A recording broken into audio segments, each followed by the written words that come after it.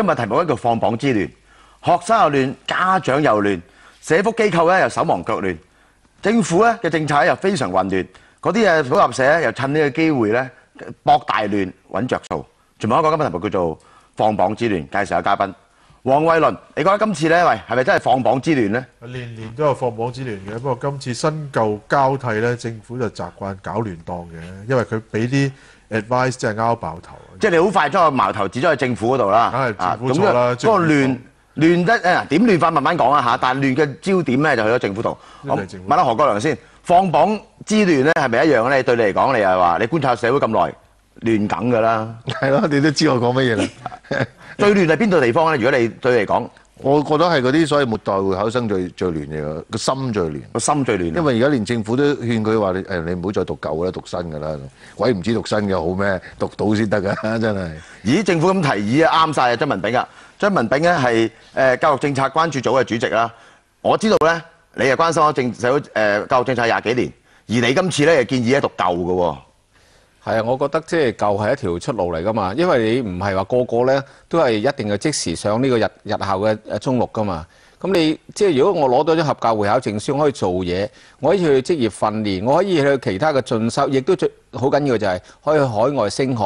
而如果你去海外升學嘅時候，你有張合格會考證書咧，條路唔會咁彎彎曲曲。呢啲講到好似賣廣告咁，轉一轉個字，讀新都係㗎，又係呢個好歌好歌好。慢慢講下咧，咩點為之最好啊？周羅西香港女教師協會嘅。你啊做緊，你直由前線咧做緊副校長啦咁樣啊。副校長亂唔亂啊？其實亂㗎，因為我哋都要諗住就係話有冇學生係需要重讀啦。咁如果會唔會係接駁上去中五啦？咁新制嘅中五啦。咁我哋學校咧就做咗好多年咧，係有國內大學先手辦。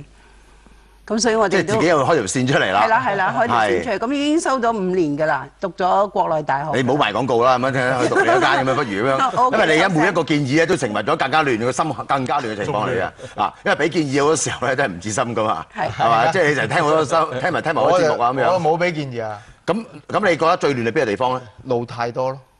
呢個係一個問題嚟㗎，因為嗱路標清楚咪得咯。我有譬如舉個例啦，我呢度會考啦，跟住上去就有10條路啦、20條路啦。如果問題就係呢20條路究竟去邊嘅咧？去個終點係乜嘢嘢咧？中間有冇交叉咧？我哋完全係心中冇底嘅，行住先啦咁樣行，可能去到無底深潭㗎嘛。亂就喺呢度啦，你唔知應該選邊條路先啱。我今日一定要用大家去襯托今日嘅嘉賓中嘅嘉賓，池卓龍，中學生聯盟嘅代表，係 Max， 係你放榜生啦，係啊，係我梗係笑得出嘅，點解你緊張到笑？嚇，因為亂到好緊要，係咪真係好亂咧？其實你覺得一定係，因為我哋話舊制學生，你政府真係叫人重讀新制，但係講緊我哋最普通就係話舊制重讀中六啊，或者 repeat 緊 Form 5啊，有班同學仔。但係，竟然我哋今年係冇重讀機會嘅喎，政府可以話新制冇問題嘅，你信我啦，傳教咩？係新制舊制向左走向右走啊，應該係揀舊制揀新制，成堆嘢咧一齊嚟自咧新制。唔知心可唔可以標範我哋咧介紹下咧？即係嗰個新制咧，其實係有20條路，你嗰個講晒出嚟真係。先講個新制，唔係點解成個嗰20條路嘅開端喺邊度咧？咪20條路嘅開端，你咪讀完中五。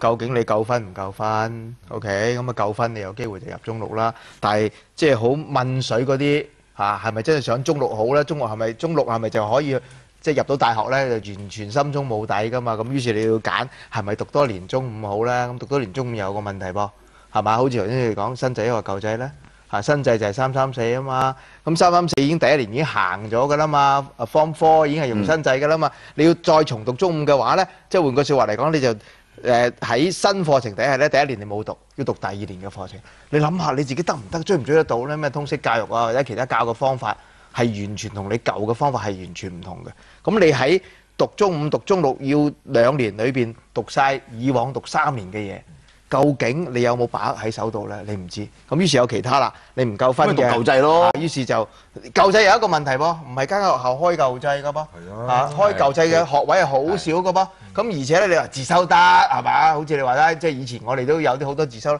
嗰啲科咧係冇得考㗎啦。而家原來剔除咗出去呢個舊制會考之列裏邊㗎啦。咁你叫嗰啲人去揀舊制嘅學生，即係何去何從咧？呢個又係一個最大嘅問題。咪所以喺咁嘅情況下邊咧，建議人哋去新制定舊制都好艱難嘅喎。即係張文炳，即係你點樣可以有憑乜嘢信心去建議佢？而家大家講新制好多適應嘅問題，係嘛？好多自己譬如自己能力評估問題，舊制又孤注一擲，係嘛？即係你又建議人哋揀舊制，你憑乜嘢去建議呢樣嘢？嗱，首先咧，我覺得咧，即係政府今次咧就係用一種咧，好似當年基辛格解決越南問題咁鋸戰法，一刀斬落去咧，就諗住咧，好啦，快刀就斬亂麻啦。點知越斬咪越亂，因為你嗰頭你就諗住咧，將個新舊制嗰度咧劃清界線佢，咁啊快脆咗咧，係谷晒啲人去新制。咁但係唔係個個接受到個新制，同埋咧有啲我頭先所講就話，你唔係個個諗住咧，我即刻上日校嘅中六噶嘛，我有其他嘅用途噶嘛。咁但係咧呢條路咧，頭先阿 Max 都已經講咗啦。咁你冇接駁途徑噶喎。嗱，如果你話我翻去舊制，我考中學會考咁樣，咁梗係好啦。出年我諗呢個亦都係政府好擔心就係。如果有一班嘅同學，呢個係好有可能出現嘅，就考得好嘅。如果佢出年再考，因為咧明年個中學會考真係呢個末屆啦，有22科，嗰啲主要科齊晒嘅。咁如果你話佢出年啦可以考到10零20分、20幾分，有一班呢啲同學，咁政府點搞咧？點搏啊？咁係咯，點搏咧？嗱，佢成績夠嘅喎，咁政府點搞啊？講算啦，係咯，冇錯。咁咪話咗俾你聽，佢讀新制嘅啦嘛，所以同你講咯。咁俾人補考嚟做乜鬼啊？咁樣即係你。喂，任何嘅嘢都係我哋永遠唔會話咧一試定生死，係你一次過就冇噶嘛，或者一次過得唔得啊？即係好似你哋自己怨命啦咁樣。咁但係而家呢個途徑咧，出年咧係有一個最後一次嘅會考。咁但係呢個會考帶去邊度咧？呢個描述咧，周羅西你好同意，但係你做老師嘅有咩你點樣建議學生好啊？其實你講緊嘅嗰啲學生咧係唔夠分讀中六嘅，咁同埋有啲咧就係掹掹緊啊咁嗰啲，其實真係要諗下自己。唔好淨係諗住讀中六咯，讀中六考唔考到大學咧，要咁樣去諗埋咯。咁如果你去重讀你去入新制讀中五嘅話咧，你都係要咁樣諗咯。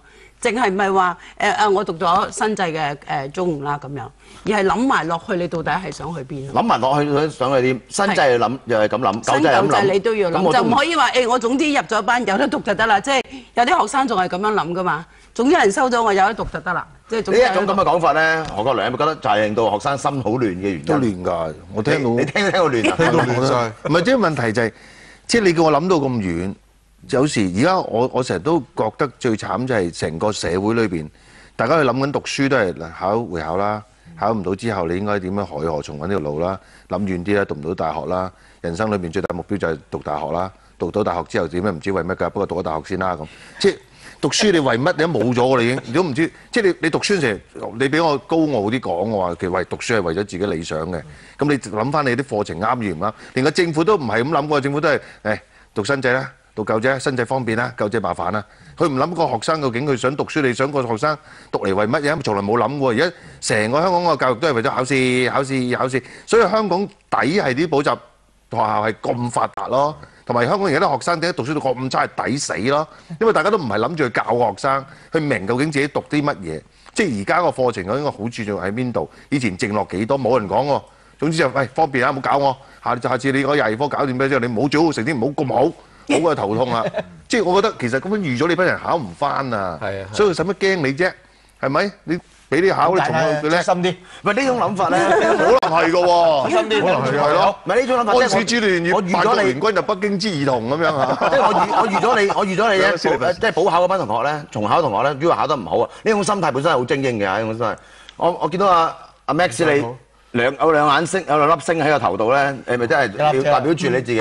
唔係，我諗咗好耐，因為點解為亂咧？我聽完何良之後咧，我即係自己即刻 rewind 翻去20幾年前，我10幾歲考會考，我冇諗過做乜嘅喎。你話喺考大學，咁我揸住嗰啲咁嘅爛鬼分，真係點算咧？咁冇諗嘅喎，因為我冇諗到大學好遙遠嘅事喎，因為個腦10幾歲點會諗埋啲咁嘢？但係咧，身邊啲人就話你聽啦，喂，唔得啦，嗱你咁樣咧，做乞衣啊，係啊，伊巴蘭不過唔係娜喎，真係㗎，我哋嗰個年代係真係嗱，我住喺香港仔，咁咧我就間學校仔中環，每日咧搭7號車翻去，我搞咗成4、5年先知道薄扶林道行過嗰間叫香港大學。